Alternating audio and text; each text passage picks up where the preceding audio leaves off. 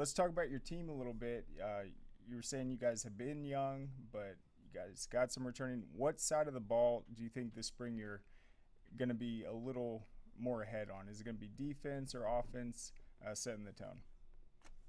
Well, we would. I would tell you. I would think offensively, um, we would be ahead. We've got a. Oh, I guess we've got probably a dozen guys over there that have started. Um, our leading receiver Gus Anderson is back. Gus had almost 1,000 yards in 10 games last year. We only lose our tailback, one offensive lineman, and a tight end uh, back from last year's group. So we got a bunch of guys that have started.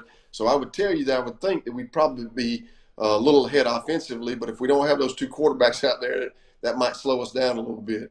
On the defensive side of the ball, probably the strength of our defense is going to be our linebackers. As I mentioned, Rodney Colton, a guy that's highly recruited. Josiah Smith's another one that I think is going to be highly recruited. Um, those two guys will be our two outside linebackers in a 3-4 defense.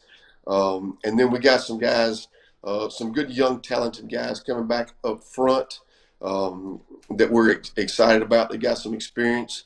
And then we return a couple starters in the secondary.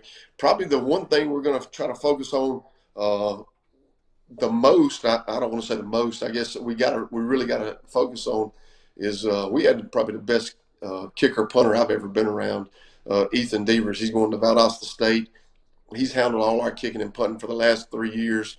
So we're going to have to replace him. That's going to be a tough ask, a tall job for somebody. And do you have any idea of who's